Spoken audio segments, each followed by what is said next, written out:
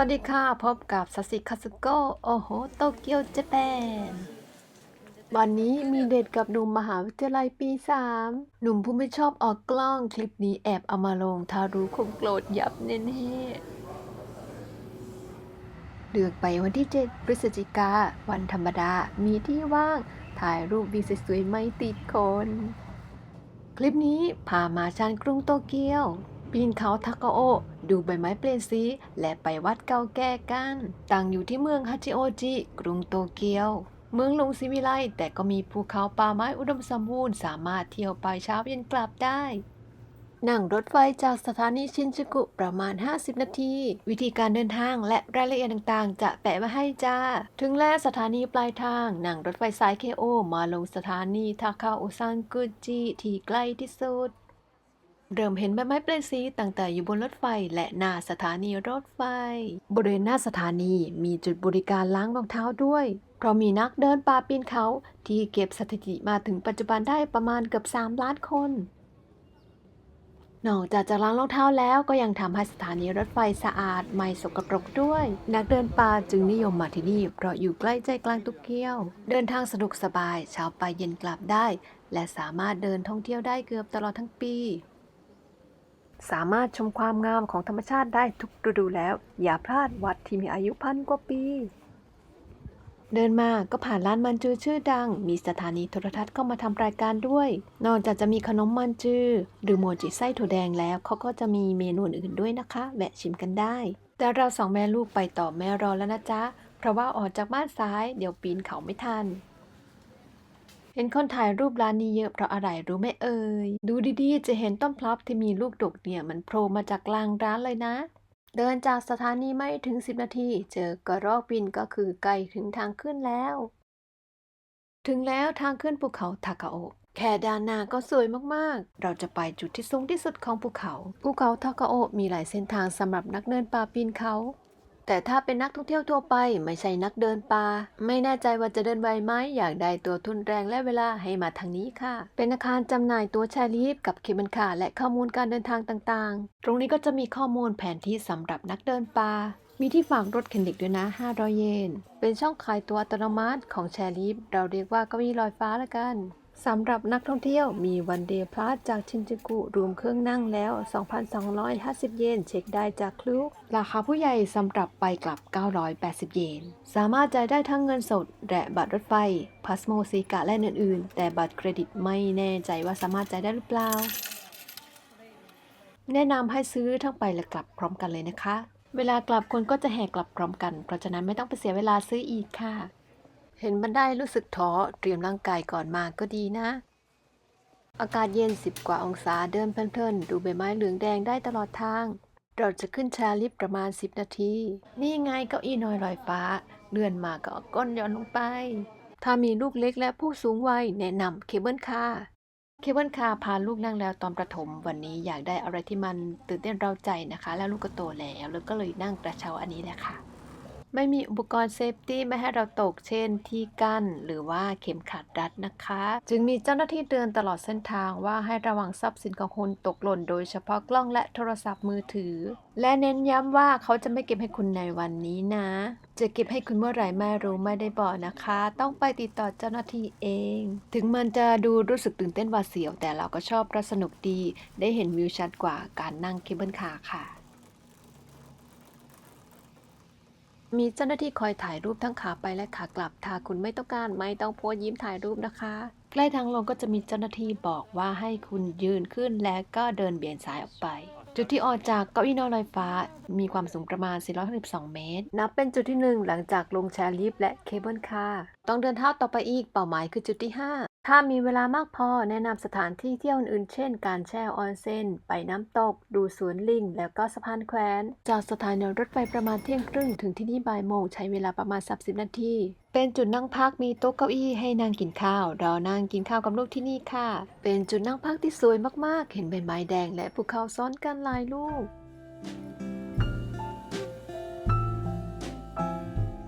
ถ้าไม่ได้เตรียมอาหารมาก็ไม่ต้องกังวลที่นี่เขามีร้านอาหารร้านโซบะน่าจะเยอะสุดคราวหน้าต้องลองชิม ขนมดังโงะหรือโมจิย่างใหญ่ๆก็มี แต่ถ้าเสาร์อาทิตย์คนน่าจะเยอะเพราะดูจากที่กั้นรอเข้าคิว ถ้าจะไม่ผิดมาตอนหน้าร้อนมีปลาย่างด้วย เติมพลังให้พ่อเพราะต่อไปนี้คือเดินอย่างเดียว ไปยอดเขารวมเดินเที่ยววัดใช้เวลาเป็นชั่วโมง ของฝากของที่ระลึกด้านบนก็มีขาย ของฝากที่มีชื่อเสียงคือขนมคารินโตะเป็นแป้งทอดหวาน ขนมเทงุมันจูมีน้องลิงโชว์ด้วย บัตรราคา 700 เยนสำหรับผู้ใหญ่ อยากแวะดูลิงแต่ลูกไม่รอ ต้องรีบไปแล้วนะแม่ เราต้องผ่านประตูโจชินมง โจชินหมายถึงการทำใจให้บริสุทธิ์ ก่อนถึงยอดเขาให้เดินผ่านเส้นนี้เพื่อไปประตูหลักของวัด บริเวณนี้สองข้างทางจะมีโคมไฟสีแดงตั้งเรียงรายสวยงาม ลูกบอกว่าต้นไม้ที่มีเชือกพันไว้เนี่ยมีความหมายนะ อย่างเช่นต้นนี้มีอายุประมาณเกือบ1,000 ปี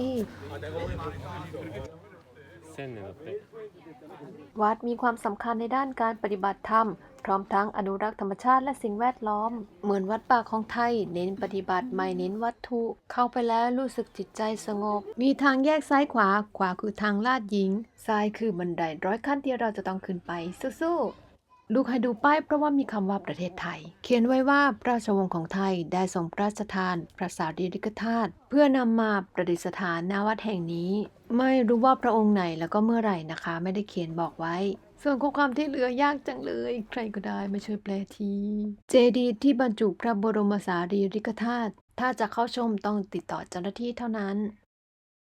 มาถึงประตูซานมนทางเข้าวัดแล้ว ใช้เวลาเดินประมาณ 40 นาทีหลังจากลงกระเช้าน้อยและนั่งพักกินข้าว วัดยาคุโออินชื่อเต็มๆก็คือ วัดทาคาโอซังยาคุโออินยูกิจิ ถูกก่อตั้งในปีคศ 744 ในสมัยจักรพรรดิโชมุ และได้มีการบูรณะในปีคศ 1375 เป็นวัดที่เก่าแก่มากอายุประมาณ 1,200 ปี วัดให้ความสำคัญและรู้จักกันดีในเรื่องการปฏิบัติธรรมหรือการบำเพ็ญเพียรตบะบนภูเขา ตามแนวทางชูเกนโดในศาสนาพุทธนิกายชินงงหรือชินงงของญี่ปุ่น และยังมีความเชื่อในการสักการะบูชานับถือเทพเจ้าตามลัทธิชินโตของญี่ปุ่น อย่างเช่นมีรูปปั้นเทพหน้าตาน่าเกรงขามยืนเฝ้าประตูอยู่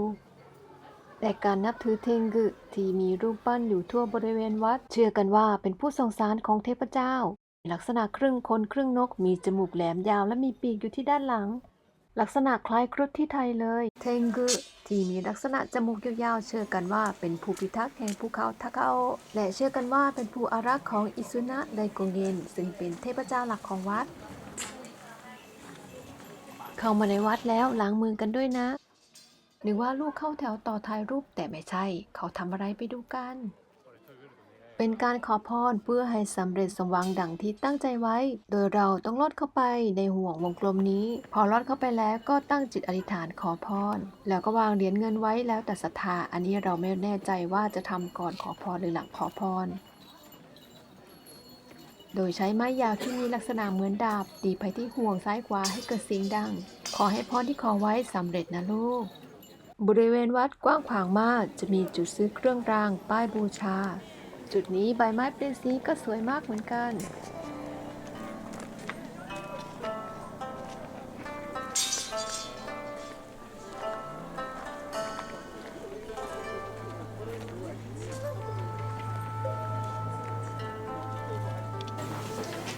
การเก็บตราประทับของวัดสำหรับคนที่สะสม และต่อไปเราต้องขึ้นบันไดไปเพื่อไปประตูนิโอมอนเพื่อจะไปศาลาหลักของวัดยาคุโออิน บริเวณศาลาหลักคุณสามารถถวายเงินและถวายขอคำอธิษฐาน และเป็นที่ประดิษฐานของพระประธานของวัดคือพระพุทธเจ้ายาคุชินโยไรศาลาหลักมีบริเวณเผาทุบขนาดใหญ่ เชื่อกันว่าเป็นการถวายเพื่อชำระล้างและอธิษฐาน มีเทงกึลักษณะต่างกัน มีทั้งหน้าสีแดงและหน้าสีเขียว หรือเป็นนักบวชเพราะมีฤทธิ์เหนือธรรมชาติหลายอย่าง เช่นการแปลงกายสร้างภาพลวงตา การต่อสู้ความเร็ว การบินและการควบคุมลมและพายุ มีพิธีกรรมบูชาไฟโกมะเพื่อปัดเป่าสิ่งชั่วร้าย และยังมีพิธีกรรมลุยไฟในช่วงมีนาคมของทุกปี ต้องขึ้นบันไดอีกเพื่อไปศาลเจ้าหลัก เป็นวัดที่มีศาลเจ้าและเสาโทริอิแสดงให้เห็นถึงประวัติศาสตร์อันยาวนานของที่นี่ ที่มีหลักฐานของการผสมผสานระหว่างศาสนาพุทธและลัทธิชินโต เทพเจ้าหลักก็คืออิซึนะไดกงเกน และมีเทงึเป็นผู้อารักษ์เชื่อกันว่าเป็นอวตารของเทพที่มีการรวมกันถึง5เทพเจ้าเพื่อการบำเพ็ญตบะและการปกป้องคุ้มครองจากอันตรายนำความสุขมาสู่คนเป็นเทพเจ้าแห่งยุติธรรมและโชคลาภในอดีตได้รับความเคารพจากขุนศึกและผู้มีอิทธิพลเช่นอุเอซุงิเคนชินและทาเคดะชินเง่นในยุคเซ็งโกคุจากศาลเจ้าหลักเดินต่อไปอีกประมาณ10 นาทีก็จะถึงเป้าหมายแล้วถึงแล้วมีน้องหมามาทักทายด้วยจากสถานีรถไฟมาถึงยอดเขาใช้เวลาประมาณ1 ชั่วโมง 40 นาทีเหงื่อตกกันเลยทีเดียวต้องถอดเสื้อคลุมออกแต่ว่าสวยมากๆและคนก็เยอะมากๆด้วยคุณสามารถมองเห็นได้ไกลถึงที่ใดบ้างเขียนไว้ว่าโตเกียวสกายทรีชินจูกุโยโกฮาม่าแลนด์มาร์คถ้าตาเปล่าคงมองไม่เห็นมีกล้องวิดีโอมาด้วยซูมเข้าไปซูมเข้าไปเห็นหรือเปล่า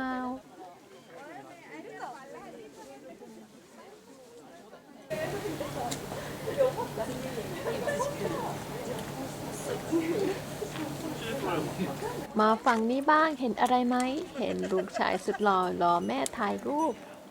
มาซูมฝั่งนี้ก็ต่อเขาบอกว่าจะมองเห็นภูเขาไฟฟูจิด้วยเห็นกันหรือเปล่าคะภาพนี้ซูมจากกล้องมือถือภาพต่อไปซูมจากกล้องวิดีโอ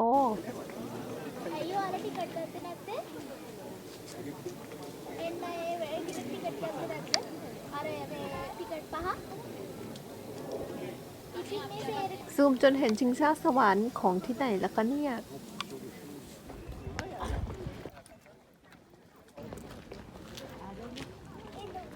เป็นหมุดปักยอดเขาสูง599 เมตรคุณรอถ่ายรูปเยอะเลยภูเขาไม่สูงมากแต่ใบไม้เป็นสีสวยมากๆค่ะ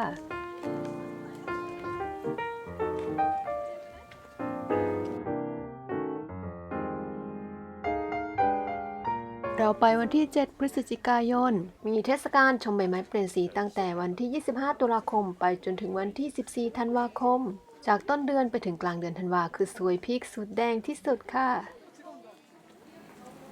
ลงจากยอดเขาแล้วตอนขาไปเราอ้อมซ้ายขึ้นบันไดไปแต่พอขาลงมาเราลงมาด้านนี้ค่ะเป็นจุดที่สงบร่มเย็นใบไม้เปลี่ยนสีสวยอีกแห่งหนึ่งภายในบริเวณศาลาลักษ์ภูเขาทาคาโอะมีชื่อเสียงว่าเป็นสถานที่พลังจิตวิญญาณและวัดยาคุโออินเป็นจุดศูนย์กลางของการบูชาบนภูเขาทาคาโอะจึงมีบริเวณที่เคารพสักการะบูชาเทพเจ้าอยู่หลายแห่งทั่วบริเวณวัดนอกจากนั้นทางวัดยังมีกิจกรรมอื่นๆแต่มีค่าใช้จ่ายเช่นการทานมังสวิรัติการทดลองปฏิบัติธรรมบำเพ็ญเพียรกิจกรรมสำหรับเด็กก็มีด้วยเป็น1 ใน 3ของวัดใหญ่วัดหลักที่มีชื่อเสียงในเขตภูมิภาคคันโตของนิกายชินงอนพุทธศาสนาสาขาวชิรยานจากอินเดียอีก2 วัดใหญ่คืออยู่ที่นาริตะวัดนาริตะซังชินโจจิและอยู่ที่วัดคาวาซากิไดชิเคเกนจิตามทางเดินมีป้ายเตือนกระรอกบินห้ามให้อาหารลิงและห้ามทิ้งขยะให้เก็บไปทิ้งที่บ้านตัวเองเดินเป็นชั่วโมงเริ่มรู้สึกปวดขาแต่รู้สึกสดชื่นการเดินป่าที่มีธรรมชาติโอบล้อมเรามันดีอย่างนี้นี่เองเหมือนกับว่าให้ธรรมชาติช่วยบำบัดเดินมาถึงใกล้ประตูทางเข้าออกหลักของวัดแล้วการล้างเงินหรือเซนิอะไร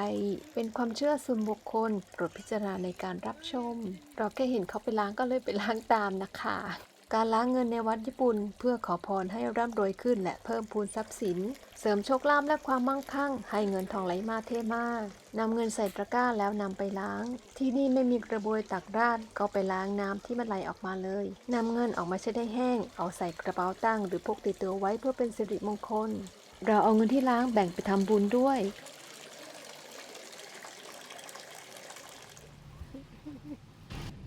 めっちゃ怖いよ俺ต้องเดินทางกลับกันแล้ววิวตอนลงก็สวยไปอีกแบบเป็นอย่างไรกันบ้างคะชอบกันหรือเปล่าเอ่ยขอบคุณที่ติดตามรับชมค่ะเป็นกำลังใจให้เรา2 คนแม่ลูกโดยการกดไลค์กดติดตามอย่าลืมกดกระดิ่งแจ้งเตือนด้วยนะเพื่อจะได้ไม่พลาดคลิปดีๆจากซาซิคาซึโกะไว้เจอกันใหม่สวัสดีค่ะบ๊ายบาย